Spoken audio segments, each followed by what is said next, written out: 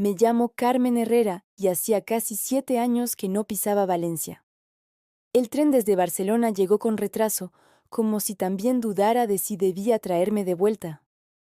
Al salir de la estación, el aire olía a sal y a azahar, una mezcla que siempre me recordaba a las tardes de infancia en la playa de la Malvarrosa. Cogí un taxi y durante el trayecto vi pasar los mismos edificios antiguos, las persianas verdes medio rotas, los balcones llenos de ropa tendida. Nada había cambiado y sin embargo todo me parecía más pequeño. La casa de mis padres seguía en el mismo lugar, una calle estrecha cerca del puerto, con la fachada color ocre y las mismas baldosas azules que mi madre limpiaba cada domingo. Al bajar del coche sentí ese silencio incómodo de los reencuentros. Toqué el timbre y escuché los pasos arrastrados de mi madre al otro lado. Carmen, hija, dijo al abrir, con una sonrisa temblorosa. Me abrazó como quien teme que el abrazo dure menos de lo necesario. Dentro olía a pescado al horno, a vino blanco y a cera de muebles. En el salón, la tele murmuraba un partido de fútbol, y el reloj de pared seguía marcando el tiempo con su tic-tac obstinado.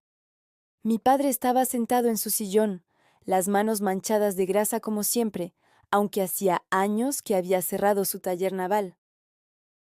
«Mira quién ha vuelto», dijo sin apartar la vista del televisor. «Pensé que Barcelona te había tragado». «No», respondí. «Solo necesitaba respirar un poco». Mi hermano Diego entró desde la cocina con una copa de vino y la sonrisa de quien nunca tuvo que ganarse un lugar en esa casa. «Mira a la ingeniera», dijo. «Ahora sí que pareces de ciudad». Reí sin ganas. Todo sonaba igual. Las bromas, las pausas, la sensación de estar fuera de lugar. Mi madre puso la mesa con el mismo mantel de lino y los platos de siempre. Mientras servía el pescado, dijo que todos estábamos juntos como antes. Pero no era verdad. El antes se había ido conmigo cuando me marché. Me senté frente a mi padre y por un momento pensé en decirle que su viejo taller seguía siendo el motivo de todo lo que había logrado, que mis robots nacieron de su ruido y su polvo, pero él solo comentó: tantas máquinas y tanto estudio, y al final todos volvemos al mismo sitio. Sonreí con calma, pero por dentro sentí que algo empezaba a moverse, un eco antiguo que pedía respuesta. No dije nada. Aún no. Esa noche apenas dormí. Desde mi antigua habitación escuchaba el rumor del mar mezclado con el tic-tac del reloj del pasillo, el mismo sonido que me acompañó toda mi infancia, como si el tiempo en esa casa nunca se hubiera atrevido a avanzar. La cama olía a lavanda y al detergente que mi madre usaba desde siempre, y las cortinas, descoloridas por el sol, se movían con la brisa húmeda que entraba por la ventana. Cerré los ojos y durante unos segundos creí volver a tener 16 años, cuando pasaba las noches soñando con motores que respiraban bajo el agua y con escapar del ruido de mi padre, gritando porque había dejado herramientas fuera de sitio. Entonces el mar era promesa. Ahora solo sonaba como memoria. Al amanecer bajé descalza a la cocina. Mi madre ya estaba allí en bata, preparando café. Me miró con esa mezcla de ternura y culpa que solo las madres que han callado demasiado tiempo saben tener. ¿Dormiste bien?, preguntó. Asentí. No hacía falta más. Ella llenó 2 tazas y se sentó frente a mí. «Tu padre no cambia», dijo en voz baja, «pero te ha echado de menos, aunque no lo diga». Sonreí sin responder. En esta familia las emociones siempre venían envueltas en negaciones. Antes de irme a Barcelona, esa misma mesa fue escenario de la última discusión que tuvimos. Él dijo que estudiar ingeniería era pérdida de tiempo y que las mujeres en su familia tenían manos para cuidar, no para construir. Yo tenía 19 años y demasiada rabia como para callarme. «Entonces mírame bien, papá», le dije aquella vez, «porque no pienso volver hasta que lo entienda». Y durante 7 años cumplí mi palabra. Ahora estábamos otra vez bajo el mismo techo, pero no por reconciliación, sino por una especie de tregua navideña. Después del desayuno, salí a caminar por la playa. El cielo estaba gris y el agua helada, pero necesitaba sentir la arena bajo los pies. Desde la orilla podía ver los barcos atracados en el puerto, algunos con los logos del nuevo negocio de mi hermano. Excursiones Diego Herrera Tours. Nunca pensé que alguien pudiera poner su propio nombre en los costados de un barco y dormir tranquilo. Pero Diego siempre fue así, visible, orgulloso, hijo del padre. Yo, en cambio, aprendí a trabajar en silencio, a soldar y diseñar con la misma paciencia con la que otros rezan. A veces pienso que si no hubiera nacido en esta ciudad, no habría sentido tanta necesidad de escapar. Valencia es hermosa, pero para mí siempre fue una jaula brillante. El sol y la sal disimulaban lo que dolía, la falta de reconocimiento, el ruido de los hombres hablando más fuerte para parecer sabios. Al mediodía, cuando volví a casa, mi padre estaba en el garaje. El olor a aceite y metal me golpeó como un recuerdo físico. Todo seguía igual. Las herramientas alineadas con precisión militar, los botes de pintura resecos, la vieja radio encendida con un programa de coplas. Él estaba agachado frente a un motor de lancha, las manos negras de grasa. Durante un instante dudé si decir algo o marcharme sin ser vista. Pero entonces me oyó. ¿Sigues sabiendo diferenciar un carburador de un alternador?, dijo sin mirarme. Depende del día, respondí. Se enderezó despacio y me miró con esos ojos grises que siempre parecían medirlo todo. «Te vi en la tele», murmuró. «En un programa de esos de tecnología. Dijeron que tus robots flotan, que salvan gente». Me quedé quieta, sorprendida. No sabía que lo habías visto. Encogió los hombros. «Tu madre lo grabó. Yo no entiendo mucho de esas cosas». Hizo una pausa, aunque reconozco que parecía algo serio. En su boca aquello era casi un elogio. Sentí un nudo en la garganta. «¿Lo es?», dije. «Sirven para localizar náufragos. Usan sensores térmicos y GPS. En Almería rescataron a un pescador el mes pasado». Él asintió, como si le costara decidir si debía sentirse orgulloso o amenazado. «Ya», murmuró. «Pero no olvides que las máquinas no sienten frío ni miedo. Los hombres sí». Después volvió al motor y la conversación terminó. Así era siempre. Una frase que abría una puerta y otra que la cerraba. Esa tarde, mi madre insistió en que fuéramos a ver la casa de la playa, la que mis abuelos compraron hace medio siglo en el Pere Llonet. «Le hace falta cariño», dijo. «Desde que te fuiste, solo vamos en verano». Acepté por nostalgia o por culpa, no lo sé. Conduje su viejo coche mientras ella hablaba sin parar, contándome pequeños dramas de vecinos y recetas nuevas. Al llegar, el mar estaba furioso. Las olas golpeaban el muro y el viento olía a sal y madera mojada. Entrar fue como abrir un álbum antiguo. Las paredes cubiertas de conchas, las fotos en blanco y negro de mis abuelos, las sillas de mimbre que crujían al sentarse. En una esquina seguía el viejo banco donde yo pasaba horas desmontando radios y motores de juguetes. Acaricié la madera y sentí una punzada en el pecho. «¿Recuerdas cuánto ruido hacías con esos cacharros?», dijo mi madre riendo.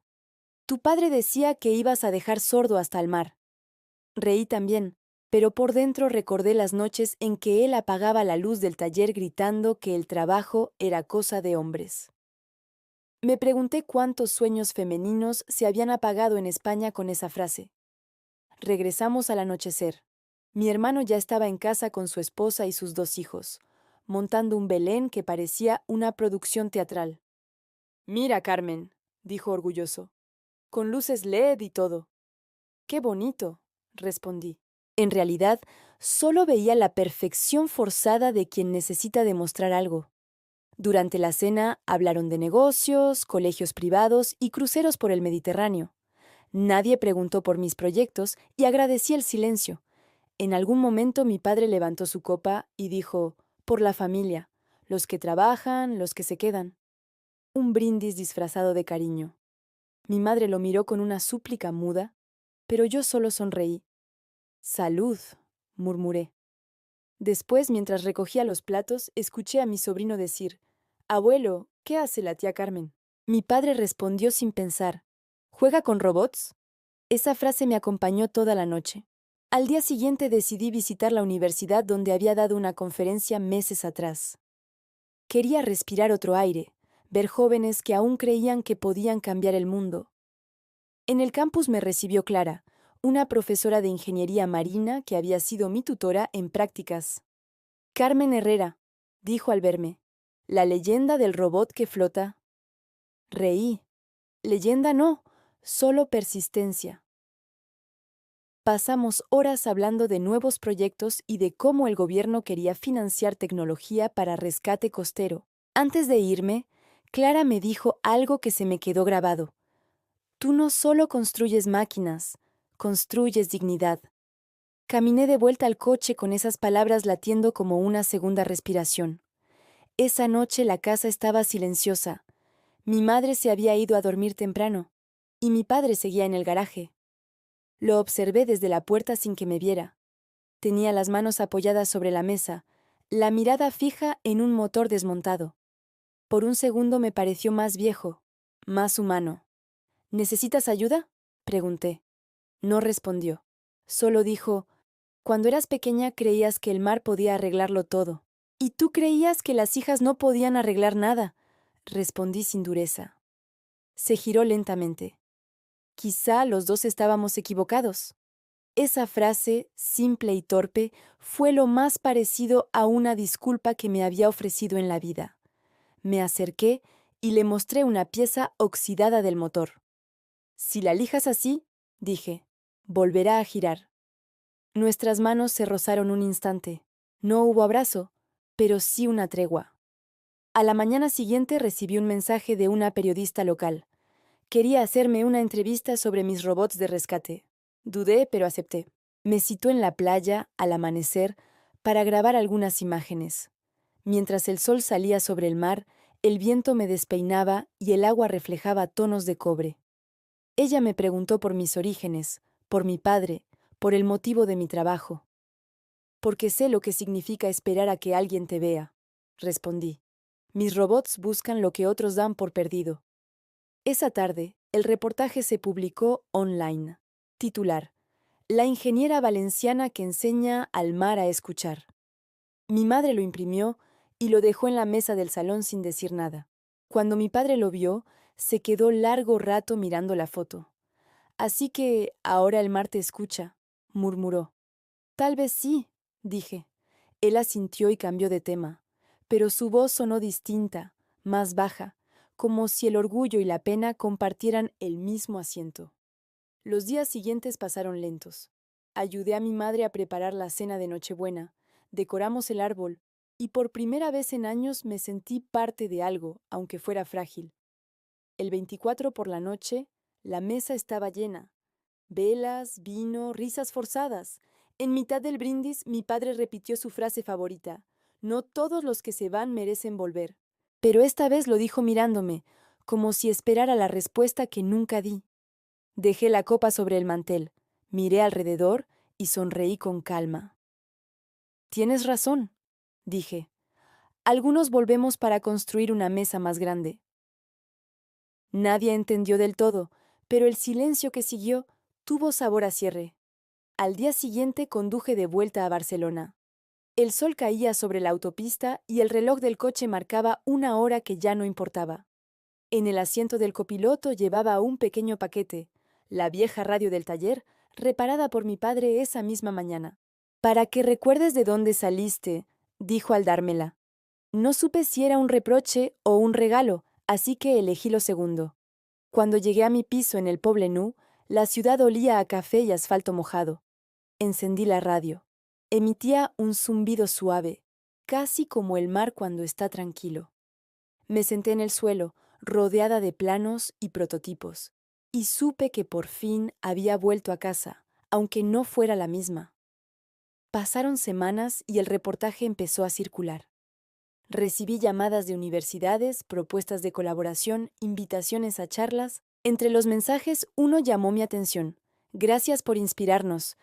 Mi hija quiere estudiar ingeniería. Soy pescador en Cullera. Lo leí 3 veces. No era fama lo que buscaba. Era eso, un eco, una chispa en otra vida. Esa noche organicé una cena en el taller donde trabajaba con mi equipo. Compramos vino barato, cocinamos paella y colgamos luces de colores. Por los que arreglan sin permiso, brindé. Ellos rieron sin entender del todo, pero el brindis me supo a redención. A mediados de enero, un paquete llegó por correo. No tenía remitente claro, solo mi nombre escrito con letra torpe. Dentro había una foto antigua, mi padre, mi hermano y yo en la playa, yo sosteniendo una radio rota. Detrás, una frase escrita con bolígrafo azul. A veces el mar también aprende. Me quedé mirándola largo rato, con el corazón pesado y ligero a la vez. La puse sobre mi mesa de trabajo, al lado del plano del nuevo robot en el que estaba diseñando.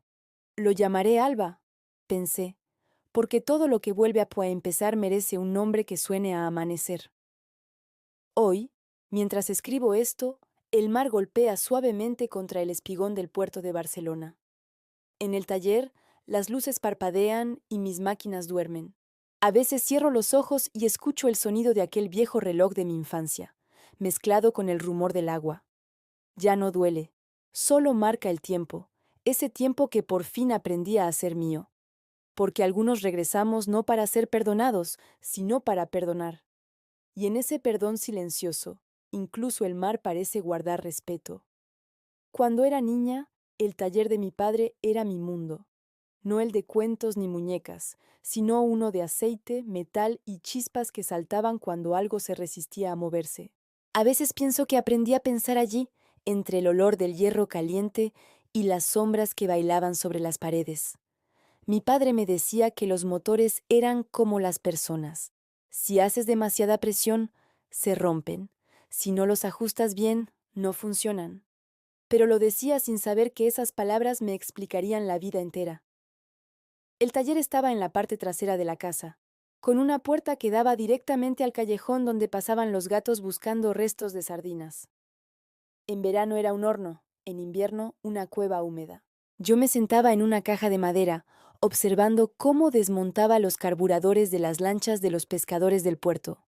Sus manos eran enormes, cubiertas de pequeñas cicatrices que parecían mapas. Cuando algo no encajaba, soltaba un gruñido y yo contenía el aliento, temiendo haber hecho ruido. A veces me dejaba sostenerle la linterna. Era mi manera de ser parte del ritual. Él nunca hablaba mucho, pero en esos silencios aprendí a escuchar. El sonido del metal era su lenguaje. Una vez, cuando tenía 13 años, encontré un pequeño motor de juguete en la basura. Lo llevé al taller con la ilusión de quien ha encontrado un tesoro. Lo abrí, limpié las piezas con gasolina y logré hacerlo funcionar. El zumbido era débil, pero era vida. Corrí hacia mi padre que estaba soldando un tubo de escape. «Mira», le dije, «funciona». Él levantó la vista apenas un segundo y murmuró, «Juguetes, Carmen, no pierdas el tiempo». Aquellas 3 palabras fueron mi primera derrota. Esa noche lloré en silencio, prometiéndome que un día construiría algo que él no pudiera llamar juguete. Desde entonces el taller se volvió mi refugio y mi trinchera. Esperaba a que se durmiera y bajaba descalza, con una linterna pequeña, para trabajar en mis inventos. Me encantaba el sonido del estaño fundiéndose, el olor a cable quemado, la sensación de que el mundo entero cabía en mis manos. En esos momentos el tiempo dejaba de ser enemigo. Era mío. A los 15 me apunté a un concurso escolar de ciencias. Mi proyecto, un pequeño sistema de propulsión acuática hecho con piezas recicladas. Lo probé en la bañera de casa y aunque salpicó todo el baño, funcionó. Cuando me dieron el primer premio, mi profesora me abrazó y dijo que tenía talento, que debía seguir estudiando ingeniería. Le conté a mi madre y ella me besó en la frente. «Tu padre se alegrará», dijo, pero él solo asintió sin mirar el diploma. «Bien», murmuró, «ahora a ayudar a tu hermano con el coche». Así aprendí que en esa casa los logros femeninos eran secretos que se guardaban en cajones. El día que decidí marcharme, el cielo estaba cubierto de nubes bajas y el taller olía a tormenta. Había recibido una beca para estudiar en Barcelona, algo impensable para una chica del barrio marítimo. Cuando se lo dije, mi padre soltó la llave inglesa y me miró con incredulidad. «¿Y quién te va a mantener allí?», preguntó. «Nadie», respondí. Me mantendré yo. Se echó a reír, pero era una risa áspera. Las mujeres aquí tienen sentido común, no persiguen fantasías. Aquella frase me persiguió durante años. Esa misma tarde hice la maleta. Mi madre lloraba, él no dijo adiós. Solo escuché el sonido del motor arrancando en el taller, como si la despedida se sustituyera por ruido. Pero antes de continuar, quiero hacerte una invitación muy especial. Suscríbete al canal y deja tu me gusta. Esto me ayuda a ver que me apoyas y disfrutas de mis historias. Y comenta aquí abajo desde qué ciudad nos estás viendo. Ahora, continuemos. Los primeros meses en Barcelona fueron duros. Dormía en una residencia pequeña, trabajaba por las noches en una cafetería y durante el día asistía a clases que parecían diseñadas para hacerte sentir ignorante. Pero cada fórmula que entendía, cada circuito que soldaba, era una victoria contra aquel no puedes. Me mantenía viva repitiendo en mi cabeza la imagen del taller, no como cárcel, sino como raíz. Cada vez que el cansancio me vencía, imaginaba el sonido de una llave inglesa girando y recordaba quién me había enseñado, sin quererlo, a no rendirme. A los 20 años, conseguí entrar en un grupo de investigación sobre robótica marina. Los demás eran hijos de ingenieros, de empresarios, de gente con apellido largo. Yo solo tenía mis manos. Una noche, mientras todos se habían ido, me quedé sola en el laboratorio observando un prototipo de dron acuático que no funcionaba. Había un fallo en la calibración del sensor de presión. Pasé horas ajustándolo, recordando cómo mi padre medía los pistones con paciencia infinita. Cuando finalmente funcionó, el zumbido del motor me pareció una melodía. En ese instante supe que todo mi pasado había servido para llegar ahí. El taller me había enseñado más que cualquier universidad, que las cosas se arreglan con paciencia, no con privilegio. Durante años evité volver a Valencia, no por orgullo, sino por miedo a que todo siguiera igual. A veces mi madre llamaba para contarme que mi padre había cerrado el taller, que Diego se había casado, que el barrio cambiaba, pero yo seguía moviéndome, trabajando en mis proyectos, construyendo sin mirar atrás. Hasta que un día, en una feria tecnológica en Ginebra, un periodista español me hizo una pregunta que me dejó en blanco. ¿Qué siente cuando ve funcionar algo que usted misma ha creado? Y lo primero que pensé fue en mi padre, en el taller, en aquel ruido metálico. Sentí una mezcla de rabia y gratitud, y entendí que todo lo que había hecho era para que ese sonido tuviera otro significado. Cuando por fin regresé, aquel invierno de mi reencuentro, encontré el taller igual que lo recordaba, pero lleno de polvo. Las paredes estaban cubiertas de calendarios viejos, y la radio sonaba baja, como si también envejeciera. Me quedé sola allí un buen rato, pasando los dedos por las herramientas. En una esquina, entre cajas, encontré mi viejo cuaderno de notas. Las páginas estaban amarillentas, pero aún se leía mi letra. Proyecto 7. Hélice reversible con sensor térmico. Me reí. Aquello había sido el principio de todo. De repente escuché pasos. Era mi padre. Se quedó en el umbral sin hablar. «¿No tiraste mis cosas?», dije. «Nunca tiro lo que puede servir», respondió. Nos quedamos callados. Luego añadió: «¿Te acuerdas de cómo chirriaba esa hélice?». Asentí. «Lo recuerdo». «Yo también», dijo. Y pensé que tal vez no estaba tan mal. Aquellas palabras tan simples fueron más que una disculpa. Eran una grieta en su armadura. Durante las semanas que siguieron, empecé a limpiar el taller poco a poco. Él no lo admitía, pero me observaba desde la puerta, corrigiendo sin palabras la manera en que alineaba los destornilladores o colgaba las llaves inglesas. Había en sus gestos una especie de aceptación tímida, como quien aprende a convivir con un idioma nuevo. Una tarde, mientras repasaba un motor viejo, me dijo sin mirarme: «Tu hermano no sabe reparar esto. Tú sí». No supe qué contestar. Era su manera de decir: «Te necesito». Desde entonces, el taller volvió a llenarse de vida. No como antes, sino con otra clase de ruido, más sereno, más nuestro. Una noche de lluvia, mientras el viento golpeaba las ventanas, le propuse una idea. «Podríamos convertir el taller en un centro de aprendizaje», dije. para jóvenes del barrio que quieran aprender mecánica o robótica, sin distinciones. Él frunció el ceño. ¿Y quién pagará eso? Yo, respondí, con los fondos de mi empresa. Me miró largo rato. ¿Y todo para qué? Para que nadie escuche que no puede. No dijo nada, pero su mirada se ablandó. Al día siguiente, cuando bajé, encontré el cartel del taller recién pintado. Taller Herrera, Escuela de Oficios. Me temblaron las manos al verlo. Era su respuesta. Las semanas siguientes fueron una locura. Conseguimos voluntarios, herramientas donadas y un grupo de jóvenes curiosos que venían después de clase a aprender. Verlos soldar por primera vez me devolvió la ilusión que creí perdida. Mi padre les enseñaba trucos antiguos, yo les mostraba cómo programar pequeños sensores. Un día, mientras un chico de 16 años lograba hacer girar un motor con energía solar, mi padre le dio una palmada en el hombro y dijo: «Tienes manos buenas, como las de Carmen». Casi se me escapan las lágrimas. Nunca pensé escucharle decir mi nombre así. Aquel taller, que durante años fue símbolo de distancia, se convirtió en un lugar de reconciliación. No solo con él, sino conmigo misma. Entendí que a veces el perdón no llega con palabras, sino con actos repetidos, con pequeños gestos que van reparando el metal oxidado del pasado. Cada vez que veía a mi padre guiando a los alumnos, comprendía que, aunque nunca lo admitiría, estaba orgulloso. Una tarde, mientras cerrábamos, me entregó una caja. «¿Esto era de tu abuelo?», dijo. Dentro había un reloj de bolsillo, viejo y silencioso. «Se paró hace décadas.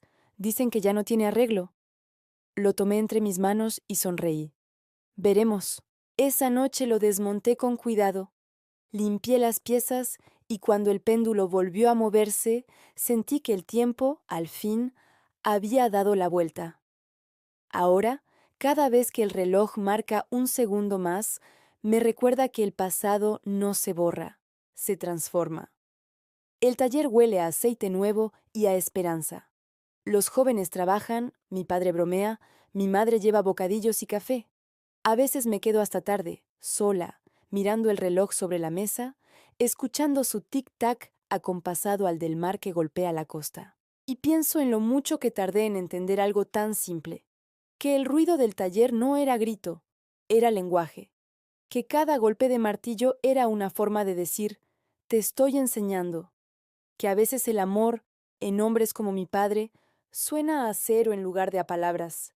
Y me río, porque al final, sin quererlo, me enseñó a construir no solo máquinas, sino mi propia voz. La decisión de marcharme a Barcelona no fue un impulso, fue una consecuencia. Nadie se va de casa de un día para otro, uno se va por acumulación, como una gota que no cae hasta que el vaso se ha llenado del todo. En mi caso, el vaso se llenó de silencios, de frases cortas y miradas que pesaban más que los gritos. A los 19 ya sentía que mi cuerpo estaba en Valencia, pero mi mente vivía en otra parte, en algún taller imaginario donde nadie me decía que no. Cuando llegó la carta de la universidad, con la beca firmada, me encerré en mi habitación y la leí una y otra vez, como si fuera una confesión prohibida. Lloré sin saber si era por miedo o por alivio.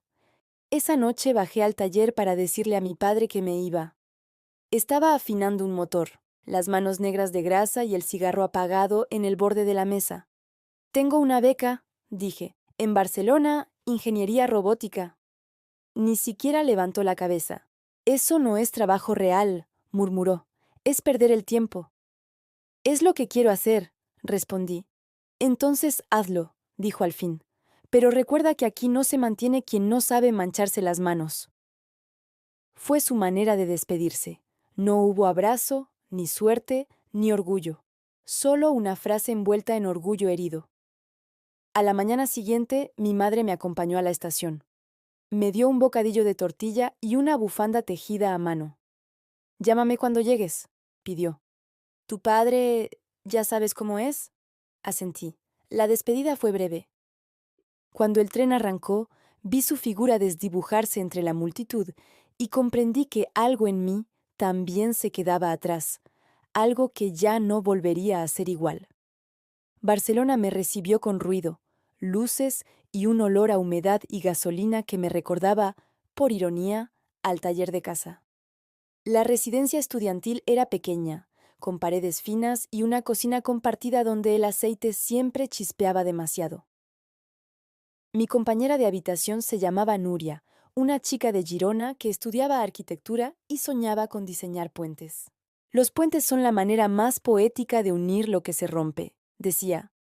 Nunca lo olvidé. Mis primeros meses fueron una mezcla de fascinación y agotamiento. Las clases eran difíciles, los profesores exigentes, y yo me sentía una impostora entre compañeros que hablaban de sus viajes a Japón o de sus padres ingenieros. Yo solo tenía mis manos y una determinación que me mantenía despierta hasta las 3 de la mañana. El dinero se acabó pronto, así que empecé a trabajar en una cafetería cerca del campus. Servía cafés por las mañanas y por las noches limpiaba oficinas. A veces volvía tan cansada que dormía con los libros abiertos sobre el pecho. Pero cada vez que pensaba en rendirme, recordaba la voz de mi padre diciendo que eso no era trabajo real.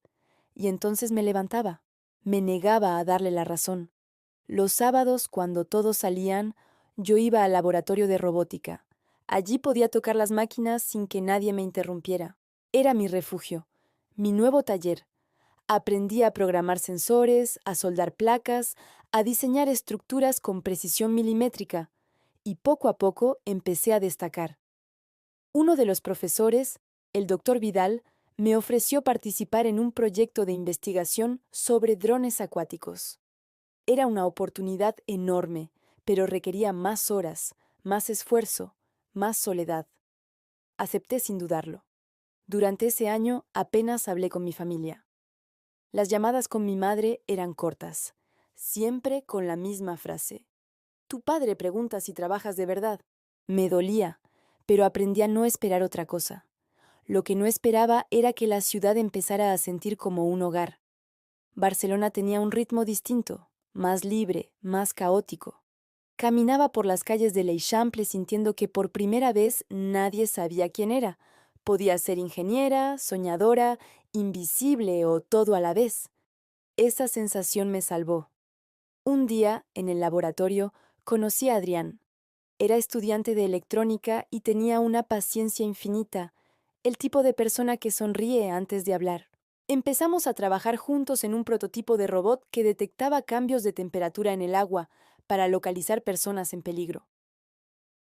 Pasábamos horas frente al ordenador, compartiendo café frío y frustraciones. Una noche, después de que el experimento fallara por 10ª vez, me miró y dijo: «Tú no sabes rendirte, ¿verdad?». Reí. «No puedo. No me enseñaron cómo». Aquella frase marcó el inicio de algo que entonces creí amor. Adrián era todo lo contrario a mi padre. Escuchaba, preguntaba, celebraba mis logros. Me hacía sentir que podía ser brillante sin disculparme por ello, pero con el tiempo entendí que también tenía miedo de mi ambición. Cuando nuestro proyecto empezó a llamar la atención, cuando los profesores me invitaban a conferencias y los medios locales querían entrevistarme, su mirada cambió. «No dejes que te conviertan en un espectáculo», me dijo una noche. «No quiero eso, quiero seguir construyendo». «Sí», respondió, «pero no olvides quién te ayudó». Al principio no entendí. Luego me di cuenta de que la admiración y la envidia son vecinas que se saludan cada mañana. Cuando el prototipo ganó un premio universitario y publicaron mi nombre como autora principal, Adrián dejó de venir al laboratorio. Lo busqué, lo llamé, nada. Una semana después, supe que había presentado otro proyecto similar, con mi código base bajo su propio nombre. Fui al despacho del director a explicarlo, pero me dijeron que sin pruebas no podían hacer nada. Esa fue mi primera traición profesional, y dolió más que cualquier desprecio familiar. Esa noche, al volver al piso, me senté en el suelo y lloré hasta quedarme dormida. Por la mañana, me miré al espejo y me prometí que no volvería a depender de nadie. Trabajé más que nunca. Dormía 4 horas por noche, comía bocadillos en el laboratorio y vivía a base de café. Pero la soledad, esta vez, no me pesaba. Me impulsaba. A los 22 terminé mi proyecto de rescate marítimo, un robot pequeño, redondo, casi torpe, pero capaz de resistir corrientes fuertes. Lo llamé Sirena, porque encontraba a los que el mar quería guardar para sí. Lo presenté en una feria tecnológica en Valencia, la primera vez que volvía desde que me fui. Mi madre vino a verme. Se sentó en la primera fila, nerviosa, con un vestido nuevo. Mi padre no vino. Está ocupado, dijo ella. Ya sabes cómo es. Cuando el robot se encendió y flotó en el tanque de pruebas, el público aplaudió. Yo solo miré el agua, esperando sentir orgullo, pero lo único que sentí fue ausencia. Después de la presentación, una periodista se acercó. ¿Qué siente al volver a su ciudad como inventora?, preguntó. Siento que me fui porque nadie creía en mí, respondí. Y ahora vuelvo para demostrar que las cosas rotas también pueden flotar. El artículo salió al día siguiente con el título La hija del mecánico que enseñó a las máquinas a respirar bajo el mar.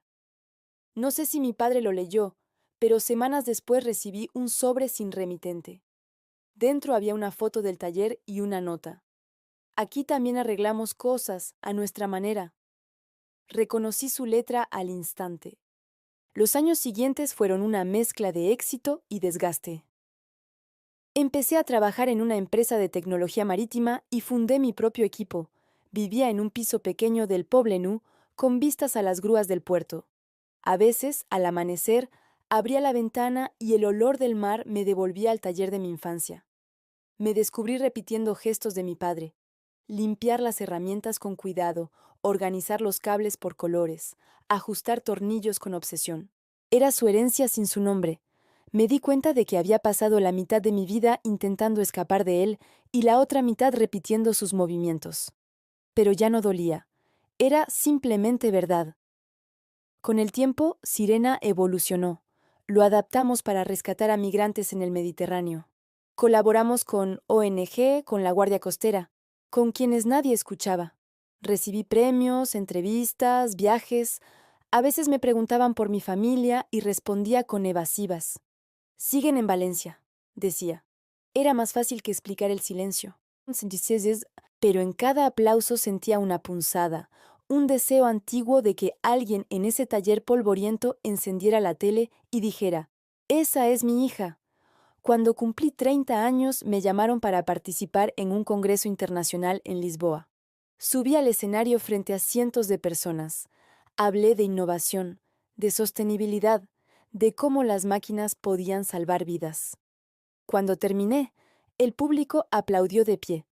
En el fondo de la sala vi una figura de pie, un hombre de cabello gris con una chaqueta gastada. Tardé unos segundos en reconocerlo. Era él, mi padre. No supe cómo había llegado allí ni por qué. Al bajar se acercó sin decir nada. Me abrazó, breve, torpe, pero real. «Flotan de verdad», murmuró. «Sí», respondí, «flotan». Y en ese momento supe que, aunque nunca pediría perdón, su presencia era suficiente. Esa noche caminamos juntos por el muelle. No hablamos mucho. Él miraba el mar, yo lo miraba a él. «Siempre pensé que te ibas a ahogar allá afuera», dijo al fin, «y en cambio aprendiste a nadar». Sonreí. «Tuve buen maestro», respondí. «Solo que no lo sabía». Se rió bajo. «Quizá yo tampoco». Nos despedimos sin promesas, sin explicaciones, solo un apretón de manos y el sonido del mar de fondo. Desde entonces, cada vez que algo se rompe en mi vida, pienso en aquella última conversación, porque entendí que huir no siempre es rechazo. A veces es la única forma de volver distinta. Barcelona me enseñó a construir, pero Valencia me enseñó a resistir. Y entre ambas ciudades aprendí a hacer algo que mi padre jamás imaginó posible. Una mujer que no necesita permiso para reparar el mundo. El éxito llegó sin avisar, como suelen hacerlo las cosas que uno no espera. No hubo un día exacto, ni una llamada milagrosa, ni una ovación que cambiara mi destino. Fue más bien una acumulación de pequeños pasos, de noches sin dormir, de cables soldados hasta que los dedos dolían, de correos contestados cuando el resto del mundo dormía. De pronto, sin saber cómo, mi nombre empezó a aparecer en sitios donde antes solo aparecían hombres. Revistas, ferias, congresos. Carmen Herrera, pionera en robótica marítima. Lo leía y me sonaba ajeno, como si hablaran de otra persona, porque la verdad es que por dentro yo no me sentía pionera, solo cansada, pero incapaz de parar. Vivía en un piso pequeño frente al puerto, con vistas al agua que reflejaba las luces de la ciudad como un espejo que me devolvía mi propio desvelo. Por las noches, el zumbido de los barcos me arrullaba y a veces me parecía escuchar el eco de los motores de mi infancia. El mar se había convertido en mi oficina y mi memoria. Pero antes de continuar, dime aquí en los comentarios qué te está pareciendo esta historia hasta ahora y qué harías tú en mi lugar. No te vayas del video porque lo que viene a continuación te pondrá la piel de gallina. Ahora, continuemos. Fundé una empresa con un grupo de compañeros del laboratorio. Marea Tech. Empezamos en un almacén abandonado del Poblenou, compartiendo calefactor, café instantáneo y una fe que rozaba la locura. Éramos 5, luego 10, luego 20. Diseñábamos sistemas de rescate, drones acuáticos, máquinas que podían detectar latidos bajo el agua. Ganamos premios, contratos y de pronto teníamos inversores, reuniones, palabras grandes como innovación y futuro. La gente decía que yo era el alma del proyecto. Me gustaba oírlo, pero también me pesaba, porque el alma, cuando se estira demasiado, termina desgarrándose. Durante un tiempo, todo fue vértigo. Viajaba constantemente, dormía en hoteles impersonales, comía en aeropuertos, hablaba en conferencias donde aplaudían sin entender del todo. Me acostumbré a medir mi valor por la cantidad de correos recibidos o menciones en prensa. Era una especie de carrera sin meta, una rueda que giraba sola y que yo empujaba por inercia. Pero por dentro, algo se vaciaba.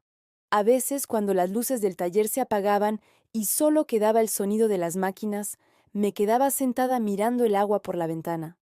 Pensaba en el taller de mi padre, en el silencio pesado de Valencia, en la frase que siempre me repetía: las máquinas no sienten. Y me preguntaba si no me estaba convirtiendo en una de ellas.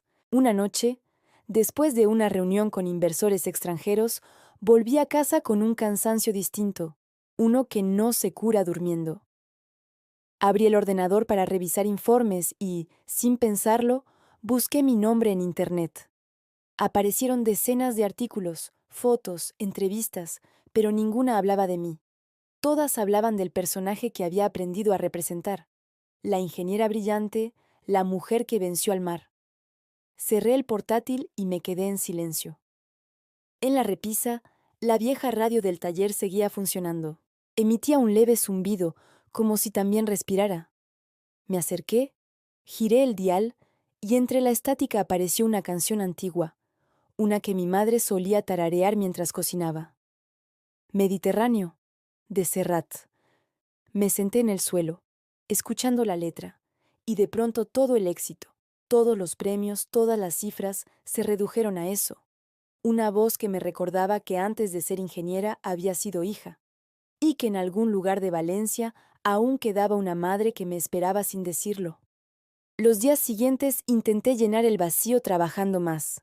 Era mi manera de no pensar, pero el cuerpo tiene memoria y la mente también. Empecé a olvidar cosas pequeñas: reuniones, cumpleaños, comidas. Una mañana me desmayé en el laboratorio. Me desperté en el suelo rodeada de herramientas y miradas preocupadas. Tienes que parar, dijo Julia, mi socia y amiga. Esto no puede seguir así. La miré y sonreí. Si paro, me derrumbo. No, Carmen, respondió. Si no paras, te rompes. No le hice caso. Pero esa noche, al llegar a casa, vi mi reflejo en el espejo del ascensor. Tenía ojeras profundas y la piel pálida. No reconocí a la mujer que me devolvía la mirada, y entendí que algo estaba fallando. A la semana siguiente, cancelé todos los viajes y desaparecí del calendario de la empresa. Me refugié en el taller del puerto, sola, con mi cuaderno de bocetos y la vieja radio. Empecé a construir algo nuevo, sin propósito comercial, sin inversores, sin plazos. Quería recuperar el placer de hacer sin justificar. Creé un robot pequeño, casi inútil, que flotaba sobre el agua y emitía una luz tenue cuando detectaba movimiento. Lo llamé luz de fondo. No servía para rescatar ni medir, solo para recordar que incluso el mar oscuro necesita puntos de claridad. Pasé semanas perfeccionándolo. Cada noche lo probaba en el muelle. Verlo flotar bajo la luna me calmaba. Era mi terapia. Una tarde de invierno, mientras lo observaba, se me acercó un hombre mayor con una gorra marinera. ¿Eso qué es?, preguntó. Un experimento, respondí. Parece una luciérnaga del mar. Sonreí. Algo así. Se quedó mirando largo rato y luego dijo: Si tu padre viera esto, se callaría para no llorar. Lo miré, sorprendida. ¿Lo conocías? Claro, Joaquín Herrera. Arregló mis motores durante 20 años. Tenía mal genio, pero manos de santo. Sentí un nudo en la garganta. Sigue igual. Mentí. Él negó con la cabeza. Los hombres así se apagan por dentro cuando ya no tienen tornillos que girar. Nos despedimos y me quedé sola, con el sonido del mar golpeando los pilotes. Pensé en esa frase toda la noche. Semanas después, recibí un correo de mi madre. No era largo, apenas unas líneas. Tu padre pregunta si vienes por Navidad. Dice que el garaje hace ruido de silencio. Lloré sobre el teclado. No respondí enseguida. Me pasé 3 días mirando ese mensaje sin atreverme a decidir. Al final, compré un billete de tren. No por nostalgia, sino por necesidad. Tenía que cerrar el círculo, o al menos entenderlo. El viaje fue como retroceder en el tiempo. Los campos, las estaciones, los pueblos, todo igual. Cuando llegué, mi madre me abrazó con esa mezcla de alegría y culpa que siempre la acompañaba. Mi padre estaba en el salón, sentado, más viejo, más pequeño. Hola, dije. Hola, respondió. Y nada más. Durante los días siguientes hablamos poco. Compartíamos comidas en silencio, miradas torpes, gestos contenidos, hasta que una tarde bajé al garaje. Todo seguía allí, las herramientas, el olor, el polvo, pero en la mesa había algo nuevo, una caja con tornillos y una nota. Por si necesitas construir algo. Me quedé de pie, con la nota en la mano, sin saber si llorar o reír. En ese momento entendí que el perdón no siempre se pronuncia. A veces se fabrica, pieza por pieza, hasta que encaja. Volví a Barcelona con la caja en el asiento del copiloto. La abrí muchas veces en los meses siguientes, usando sus piezas para reparar pequeños errores en mis máquinas. Era como si cada tornillo contuviera una conversación pendiente. Y poco a poco, el vacío fue llenándose no con aplausos ni titulares, sino con quietud. Empecé a entender que el éxito no era un trofeo, sino un punto de equilibrio entre lo que das y lo que te queda. Con el tiempo, volví a participar en congresos, pero ya no con el mismo fuego. Hablaba más de las personas que de los circuitos. Decía que la tecnología debía servir para acercarnos, no para sustituirnos. Algunos me escuchaban, otros no, pero a mí ya no me importaba. Había dejado de buscar aprobación. Lo único que quería era seguir creando sin perderme en el proceso. Una noche, Julia vino a casa con una botella de vino. ¿Sabes qué día es hoy?, preguntó. Negué. Hace 10 años que encendimos nuestra primera máquina, y míranos ahora. Brindamos. Luego, en silencio, le mostré la caja de tornillos. Son de mi padre, dije. ¿Aún sirven? Ella sonrió. Entonces sigamos construyendo. Desde mi ventana veo el mar. Pienso en todos los motores que mi padre arregló, en todos los que yo construí, y en cómo al final ninguno de los dos supimos detenernos, solo seguir. Tal vez eso sea lo que nos une, la incapacidad de rendirnos aunque no sepamos por qué. Y cuando la ciudad se queda en silencio y el puerto respira, enciendo la vieja radio. La estática suena como olas. Me recuerda que, a veces, incluso las frecuencias perdidas encuentran su camino de regreso. Volver a Valencia esa última vez fue distinto. No era una huida ni una visita, era un cierre. Habían pasado casi 2 años desde aquel correo de mi madre y el taller escuela seguía funcionando gracias a un grupo de jóvenes que él mismo había enseñado. Yo solo iba de vez en cuando, pero esta vez la invitación sonaba más personal. Ven para la cena, Tu padre insiste, escribió mamá. Aquella palabra, insiste, me hizo sonreír. En su boca significaba que algo se había ablandado. El tren llegó al atardecer, el cielo encendido sobre las grúas del puerto. Caminé hasta la casa con el rumor del mar siguiéndome como una canción vieja. Al abrir la puerta me golpeó el olor a guiso, a vino y a madera encerada, todo igual, y sin embargo, distinto. En el salón había fotos nuevas, mi hermano con sus hijos, mis padres en la playa, incluso una mía, recortada de una revista dentro de un marco pequeño. Me quedé mirándola en silencio hasta que escuché la voz de mi madre. Pensé que no vendrías. Yo también, respondí. Nos abrazamos sin prisa, y en ese gesto breve entendí que la culpa también envejece. Mi padre apareció en la puerta del comedor, más encorvado, con las manos aún manchadas de aceite. Llegas justo a tiempo, dijo. Su tono era neutro, pero sus ojos tenían una calma que no recordaba. La mesa estaba puesta con esmero. Mantel limpio, copas relucientes, pan caliente. Diego llegó poco después con su esposa y los niños. El ruido llenó la casa. Durante un rato hablamos de cosas simples: el colegio, los precios del pescado, el calor. Yo escuchaba, sonriendo, sin sentir la necesidad de justificarme. La tensión habitual parecía suspendida en el aire, como si todos hubiéramos firmado un pacto invisible. Pero el silencio entre mi padre y yo seguía allí, denso, esperando su momento. Lo conocía demasiado bien. Tarde o temprano la conversación giraría hacia mí. Y así fue.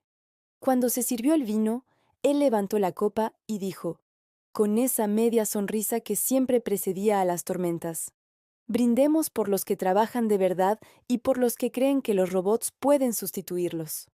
Las risas fueron tímidas, como ecos viejos. Yo dejé la copa sobre el mantel y lo miré. No los sustituyen, dije despacio, los ayudan, igual que tú ayudabas al mar cuando reparabas sus motores. Se quedó callado. Diego intentó cambiar de tema, pero mamá le hizo un gesto para que no interrumpiera. El reloj del pasillo marcó un tic-tac más largo que el silencio. ¿Y eso te da felicidad?, preguntó mi padre al fin. ¿Construir máquinas, hablar en congresos, salir en los periódicos, eso llena? Pensé mi respuesta con calma. No, dije. Lo que me llena es que una niña en Almería me escribió para decirme que quiere ser ingeniera porque vio uno de mis robots en la tele. Lo que me llena es saber que mis manos sirven, igual que las tuyas, solo que de otra forma. Sus ojos parpadearon, como si algo le doliera. Mi madre rompió la tensión sirviendo el postre, pero él no apartó la vista de mí. Nunca quise que fueras infeliz, murmuró. Solo tenía miedo de que el mundo te rompiera. Y lo hizo, respondí, pero aprendí a soldarme sola. Hubo un murmullo en la mesa. Los niños se quedaron quietos. Mi padre respiró hondo, dejó la copa y dijo algo que no esperaba. Supongo que te salió mejor de lo que pensé. Y fue su manera de rendirse. No hubo disculpa ni lágrimas, solo esa frase sencilla que valía más que cualquier perdón. Me levanté, caminé hasta él y le toqué el hombro. Los motores siguen girando, dije. Y yo también. Sonrió sin mirarme directamente, como quien necesita ocultar la emoción detrás del orgullo. Después de la cena, salí al patio. El aire olía a jazmín y a sal, la luna se reflejaba en las tejas húmedas, y el rumor del mar llegaba amortiguado, como un recuerdo antiguo que ya no duele. Mi madre se asomó con una manta en la mano. Tu padre se va temprano a dormir, pero antes me pidió que te diera esto. Era una caja de madera, pequeña. Dentro un reloj de bolsillo, igual al de mi abuelo, con una nota escrita en su letra firme. Para que el tiempo te siga escuchando. Me quedé sin palabras. Lo sostuve contra el pecho, y en ese instante supe que todo el ruido de los años se había transformado en algo más suave, más humano.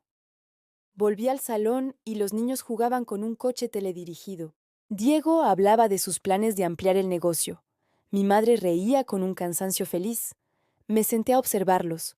Por primera vez no me sentí fuera de lugar. Entendí que no había venido a reconciliarme con ellos, sino con la versión de mí que aún buscaba aprobación. Me levanté, ayudé a recoger la mesa y antes de irme me detuve frente al taller. La puerta estaba entreabierta. Dentro, el olor a metal seguía vivo. Toqué las herramientas una a una y me pareció escuchar la voz de mi padre diciendo mi nombre cuando era niña. Cerré los ojos y le respondí en silencio. Sí, sigo aquí.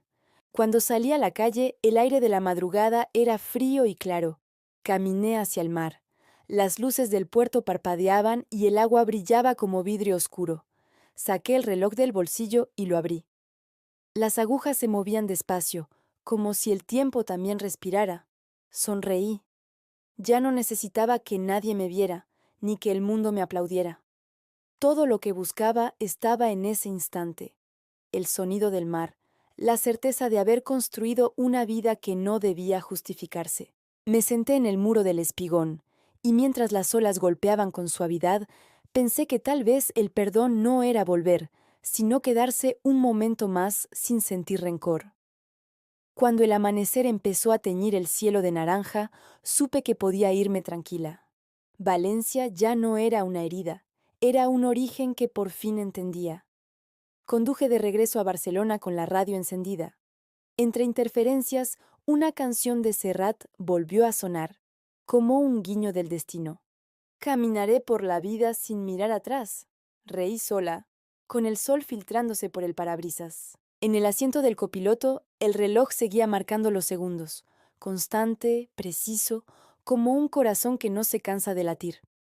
Al llegar al taller del puerto, los chicos trabajaban en un nuevo prototipo. Me saludaron con entusiasmo. En la pared colgaba un cartel que uno de ellos había pintado a mano. Nada se rompe si aprendes a repararlo. Lo leí despacio y sentí que todo, al fin, encajaba. Me acerqué a la ventana, miré el mar y murmuré: «Gracias, papá». No sé si el viento llevó mis palabras hasta Valencia, pero juraría que, por un segundo, el agua respondió con un brillo. Han pasado 3 años desde aquella cena. A veces me parece una vida entera, otras, apenas un parpadeo. Barcelona sigue siendo mi puerto, pero ya no la ciudad que me agotaba. Es el lugar donde por fin aprendí a quedarme quieta sin sentir culpa. El taller ha crecido. Ya no es un almacén frío, sino un espacio amplio frente al mar, con grandes ventanales por donde entra la luz de la mañana. Lo llamamos La Nave, un nombre que me gusta porque suena a movimiento, a viaje, pero también a refugio. Aquí trabajamos una docena de personas, la mayoría jóvenes que aprendieron conmigo desde que eran alumnos en Valencia. Cuando entro por la mañana, el aire huele a soldadura, café y esperanza. Las máquinas zumban, los drones giran sobre sus plataformas, y entre todo ese ruido reconozco una música que me pertenece. No la del éxito, sino la del propósito. Cada mes organizamos algo que no figura en ningún plan de negocio. Una cena. Nada formal, solo mesas largas de madera, platos compartidos y risas que rebotan entre las paredes. Invitamos a pescadores, estudiantes, enfermeras, jubilados, a cualquiera que haya sentido alguna vez que el mundo no tiene sitio para ellos. Los llamamos las cenas del puerto. No hay jerarquías ni discursos, solo comida sencilla y conversaciones que se alargan hasta que el mar se oscurece. La primera vez que lo hicimos, al ver todas esas manos distintas levantando copas, pensé en mi padre, en su mesa rígida, con una sola cabecera, donde todo se medía por mérito o silencio. Aquí, en cambio, nadie necesita ganarse un asiento. Todos caben. A veces, durante esas cenas, alguien me pregunta por qué lo hago. Porque pasé la mitad de mi vida buscando un lugar donde sentarme sin pedir permiso, respondo. Y lo cierto es que cada vez que veo a alguien sonreír entre estas paredes, siento que esa búsqueda tuvo sentido. En el fondo, mi mayor invento no fue ningún robot, sino este espacio donde la gente se siente vista. Mi madre vino el año pasado. Llegó con una caja de dulces y los ojos llenos de emoción. Caminó por el taller tocando cada mesa, cada herramienta, como si quisiera memorizarlo todo. «Tu padre estaría orgulloso», dijo. «A su manera, claro». Sonreí. «Ya lo está», respondí.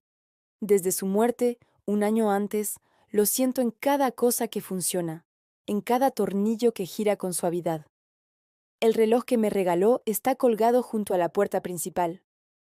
Cada vez que lo oigo marcar los segundos, recuerdo sus manos guiándome sin saberlo. El tiempo, como el mar, no se detiene, pero aprende a tener compás. Una tarde, mientras cerraba el taller, apareció una niña con su madre. Tenía unos 10 años y traía un cuaderno lleno de dibujos de máquinas imposibles. Peces con alas, barcos que hablaban, robots con corazón. Me miró con timidez y dijo: «Mi profe me habló de usted. Quiero ser como tú». Me reí porque nadie me llamaba así desde hacía años.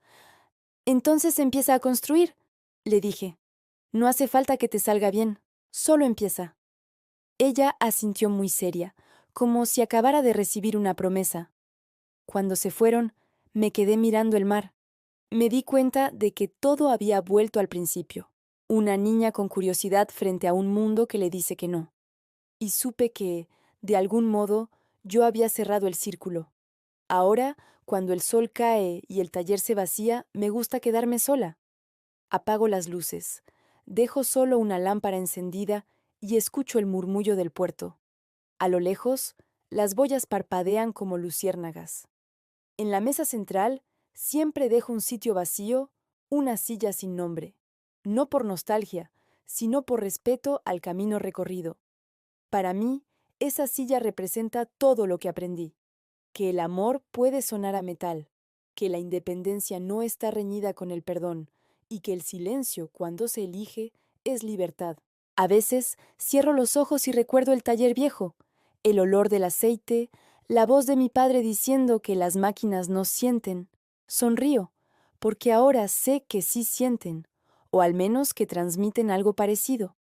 Cada engranaje que gira, cada circuito que late, lleva una parte de nosotros. Tal vez por eso sigo construyendo, no para dominar el tiempo, sino para acompañarlo. El reloj marca las 9. Salgo al muelle. El aire es frío y el cielo un espejo de plata. Saco el reloj de bolsillo, lo abro, y el sonido de su tic-tac se mezcla con las olas. «Sigues escuchándome, ¿verdad?», murmuro. No espero respuesta. No hace falta. La vida entera ya me ha contestado. Miro el horizonte y sonrío. El mar, mi viejo adversario, ahora parece calmo, casi cómplice, y mientras las luces del puerto titilan, entiendo que ya no necesito llegar a ningún sitio, que este, por fin, es mi lugar. Cuéntame en los comentarios qué parte de esta historia te llegó más al corazón.